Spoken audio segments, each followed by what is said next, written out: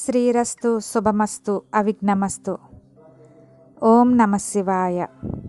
శ్రీ స్కాంద పురాణ అంతర్గత కార్తీక పురాణము 3వ అధ్యాయము నదీ స్నాన మహాత్యము. జనక మహారాజా, కార్తీక మాసంలో చేసే స్నాన దాన జప తపాదులు చాలా పుణ్యవ్రతాలు. అటువంటి సర్వోత్తమ పుణ్యప్రదాలైన వ్రతం ఆచరింపని స్త్రీ పురుషులు లెక్కలేనన్ని సార్లు కుక్కగా జన్మిస్తారు. కార్తీక మాసమంతా స్నానము, వ్రతము, దానము, ఉపవాసము మొదలగు వాటిని చేసే శక్తి సామర్థ్యాలు చాలని వాళ్ళు కార్తీక పౌర్ణమి నాడైనా వీటిని ఆచరించాలి. ఆ విధంగా చేయని వాళ్లకు చెడ్డ జన్మలు తప్పవు. దీనికి ఉదాహరణగా చక్కని కథ ఒకటి ఉంది. దానిని చెబుతాను, శ్రద్ధగా విను అంటూ మొదలుపెట్టారు. ఆంధ్రప్రదేశ్లో సద్గుణవంతుడైన బ్రాహ్మణుడు ఉండేవాడు. ఆ బ్రాహ్మణుడు సకల శాస్త్ర ధర్మాలు తెలిసినవాడై ఉండటం వలన శాస్త్రజ్ఞానాన్ని ఆచరణలోనికి తెచ్చుకున్నాడు. సత్యవ్రతం, ఇంద్రియ నిగ్రహం, భూతదయ కలిగి ఉండేవాడు. అతడు సకల పుణ్యతీర్థాలు సేవిస్తూ దైవధ్యానముతో రోజులు గడిపేవాడు. ఒకరోజు ఆ పుణ్యాత్ముడు తీర్థయాత్రకు పోతూ గోదావరి తీరానికి చేరుకున్నాడు. అక్కడ ఓ పెద్ద మర్రి చెట్టు మీద 3 బ్రహ్మరాక్షసులు ఉంటున్నారు. సూదిమొన లాంటి తల వెంట్రుకలు పైకి లేచి పెద్ద ఈతరుప్పల్లా కనిపిస్తున్నాయి. కొండగుహల్లాంటి పెద్ద పెద్ద నోళ్లు తెరుచుకొని భయంకరంగా అరుస్తున్నారు. వాళ్ళ శరీరాలు కారు మబ్బుల కంటే నల్లగా నిగనగలాడుతూ పర్వతాల్లా గోచరించుచున్నాయి. వాళ్ళ చేతిలో పొడవైన కత్తులు తలతల మెరిసిపోతున్నాయి. వారి దంతాలు, కోరలు చాలా అసహ్యంగా ఉన్నాయి. వారి ఉదరాలు నశించిపోయి ఉన్నాయి.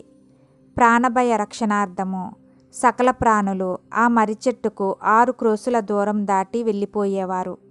ఆ బ్రహ్మరాక్షసుల భయం వలన పశువులు గాని, మనుష్యులు గాని, జంతువులు గాని, పక్షులు గాని ఆ ప్రాంతానికి వెళ్ళటం లేదు. ఆ చెట్టు చుట్టూ భయంకరమైన వింత శబ్దాలు వినిపిస్తూ ఉంటాయి. తీర్థయాత్రకు ఆ దారిలో వెళ్ళుచుండే బ్రాహ్మణుడికి ఈ సంగతి తెలియదు. అది కార్తీక మాసమై ఉండటం వలన పవిత్ర గోదావరి స్నానము చేయాలని నదీ తీరానికి చేరుకున్నాడు. విధివశము వలన మర్రి చెట్టును ఆశ్రయించి ఉండే ఆ బ్రహ్మరాక్షసులను చూచి భయపడి వారి అరుపును వినే శక్తి లేక చెవులు మూసుకున్నాడు. శరీరం అంతా చెమటలు పట్టాయి. అతనికి నిలువెల్లా వణుకు పుట్టింది. అన్యదా శరణము నాస్తి అనుకున్నాడు. సర్వ జగద్రక్షకుడైన విష్ణు భగవానుని మనసారా ప్రార్థిస్తూ రాక్షసుల బారి నుండి తప్పించుకునే మానవ ప్రయత్నంగా పరుగు మొదలుపెట్టెను. వారికి తగు ఆహారము చాలా కాలానికి లభించిందనే పేరాసతో బ్రహ్మరాక్షసులు 3 వెంటబడినారు. కొంత దూరము వెళ్ళిన తరువాత ఆ పుణ్యాత్ముని సమీపించి అమాంతముగా తినేయాలనే దృష్టితో చేతులు చాచి ముట్టుకోబోయి బ్రహ్మ తేజస్సుతో సకల ప్రాణులను పునీతం చేయగల అతని ముఖము చూచి ఆశ్చర్యపోయారు. ఆ విధముగా ఏకాగ్రతతో చూడడం వలన వారి పాపాలు వారిని విడిచి పారిపోవటం వలన పుణ్యాత్ముని దర్శన భాగ్యము కలగడం వలన పూర్వజన్మల స్మృతులు కలిగాయి. నీ యొక్క దివ్య దర్శన మహిమ వలన, మీ దర్శన భాగ్యం వలన మాకు జ్ఞానోదయమైనది. పుణ్యాత్ములు పరోపకారం కొరకే భూలోక సంచారము చేస్తుంటారు అని పొగిడారు. అల్పసంతుష్టి గల ఆ సజ్జన బ్రాహ్మణుడు శ్రీమన్నారాయణుని దయకు మనస్సులో నమస్కరించాడు. అతనిలో భీతి తొలగి నిశ్చింత, ఏకాగ్రత కలిగాయి. వారిని దయతో చూస్తూ మీకు తప్పక మేలు జరుగుతుందని ఆశీర్వదించాడు. తరువాత వారి కథ తెలుసుకోవాలనే కుతూహలం కలగడం వలన, నాయనలారా, మీరు ఎవరు? మీకు ఇటువంటి జన్మలు ఎందుకు వచ్చాయి? పూర్వజన్మలో మీరు ఎటువంటి పాపాలు చేశారు? చేసిన పాపం చెప్పడం వలన కొంత పాపం తొలగిపోతుంది. శ్రీ మహావిష్ణువు మనల్నందరినీ రక్షిస్తాడు. ధైర్యంగా మీ వృత్తాంతాలు నాకు చెప్పండి, ఆలోచించకండి అని ఆ బ్రాహ్మణుడు ఆ బ్రహ్మరాక్షసులతో పలికెను. అప్పుడు ఆ రాక్షసులు వరుసగా తమ వృత్తాంతములు చెప్పడం ప్రారంభించారు. మొదటి బ్రహ్మరాక్షసుని కథ. ఓ మహాత్మా, నేను ద్రావిడ దేశంలో ఉన్న సుందరం అనే గ్రామములో బ్రాహ్మణ వంశానికి చెందినవాడను. నేను గ్రామాధికారిగా చేసేవాడను. ఆ అధికార గర్వంతో కన్ను మిన్ను గానకుండా దుష్టుడనై కుటుంబ పోషణ యందు ఆసక్తి హద్దులు మీరడం వలన బ్రాహ్మణ డబ్బును దొంగలించాను. అంతేకాక బంధువులనందరినీ అలక్ష్యం చేశాను. అమావాస్య నాడైన సద్బ్రాహ్మణునికి పట్టెడు అన్నము పెట్టుట ఎరుగను. బ్రహ్మత్వం 7 తరాల వరకు పీడిస్తుందని తెలుసుకొనలేకపోయాను. అది సూర్యచంద్రులు ఉన్నంత వరకు బాధిస్తుందనే శాశ్వత సత్యాన్ని గుర్తించలేకపోయాను. ఆ జన్మలో చేసిన పాపాల వలన రౌరవాది నరకాలు కొంతకాలము అనుభవించి పిదప అనేక నీచ జన్మలెత్తి పడరాని పాట్లు పడుతూ చివరకు బ్రహ్మరాక్షస జన్మను ఎత్తాను. ఈ పాపం పోయే మార్గము చెప్పి నన్ను రక్షించమని వేడుకుంటున్నానని మొదటి బ్రహ్మరాక్షసుడు తన కథను వివరించాడు. రెండవ బ్రహ్మరాక్షసుని కథ. బ్రాహ్మణోత్తమ, నాకు జన్మనిచ్చిన తల్లిదండ్రులను ద్వేషించాను. మాతృదేవోభవ పితృదేవోభవ అనే ఉపనిషత్ వాక్యాలను నిర్లక్ష్యం చేశాను. భార్య మాటను విని ఆమెతోడిదే లోకం అనుకొని అన్ని విధాలా ఆమెను ఆనందింపజేస్తూ కన్న తల్లిదండ్రుల ఆలనా పాలనా చూడలేదు. నేను నా భార్య మృష్టాన్న భోజనం చేస్తూ నా తల్లిదండ్రులకు చలిదే అన్నం పెట్టించాను. బంధుమిత్రుల్ని ఎన్నడూ ఆదరించలేదు. నేను చేసిన ఈ ఘోర పాపాల వలన రాక్షస జన్మ ప్రాప్తించింది. నన్నీ జన్మ నుండి రక్షించమని భక్తిపూర్వకముగా వేడుకొనుచున్నాను అని రెండవ బ్రహ్మరాక్షసుడు తన వృత్తాంతమును వివరించెను. పిదప మూడవ బ్రహ్మరాక్షసుడు తన వివరాలను మొదలుపెట్టాడు. మూడవ బ్రహ్మరాక్షసుని కథ. విప్రోత్తమ, నేను ఆంధ్రదేశంలో ఒక విష్ణు ఆలయంలో పూజారిగా ఉండేవాడిని. పూజారికి ఉండవలసిన సద్గుణాలలో ఒక్కటి నా వద్ద లేవు. నేను ఉండేది పవిత్ర స్థలమైనప్పటికీ నాలో అంతా అపవిత్రతయే వ్యాపించి ఉంది. అందరూ అచటకు వచ్చి పుణ్యాన్ని సముపార్జించుకుంటూ ఉంటే నేను మాత్రము పాపాలు ఆర్జించుకున్నాను.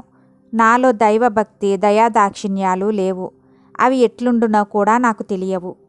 ఆత్మస్థుతి పరనింద వంటి చెడు కార్యాలకు వెనుదీయలేదు. కులస్త్రీలను చెరచి ఇతరుల సొమ్మును దొంగలించేవాడిని. స్వామివారి నగలు, భక్తులు దీపారాధనకై పంపిన తైలాన్ని మొదలైన వాటిని వేశ్యాగృహాలకు పంపేవాడిని.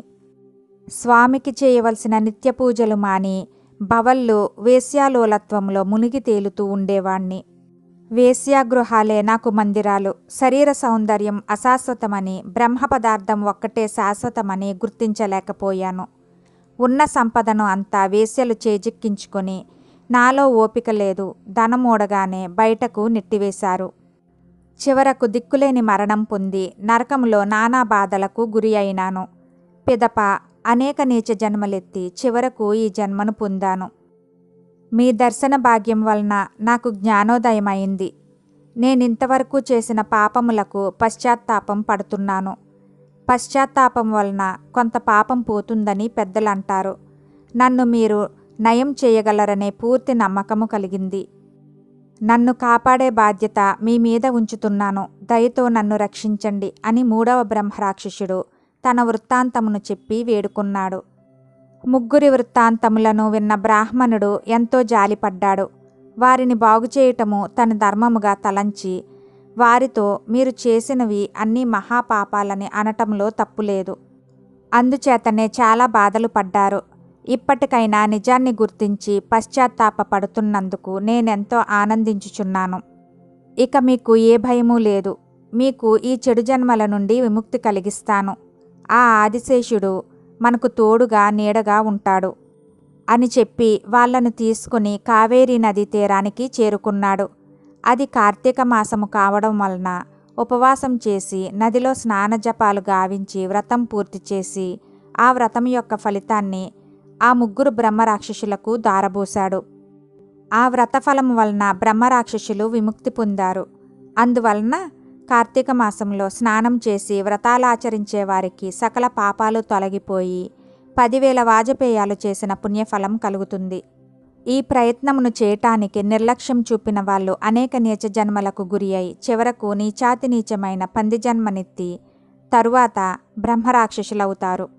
స్త్రీ పురుష తేడా లేకుండా అందరూ కార్తీక మాసంలో కావేరీ, కృష్ణ, గోదావరి మొదలైన పుణ్యనదులలో స్నానం చేసి నక్తం మొదలగు వ్రతాలు చేయాలి. ఇది స్కాంద పురాణాంతర్గత కార్తీక మాహాత్మ్యమందలి 3వ అధ్యాయము సంపూర్ణము. ఓం నమః శివాయ.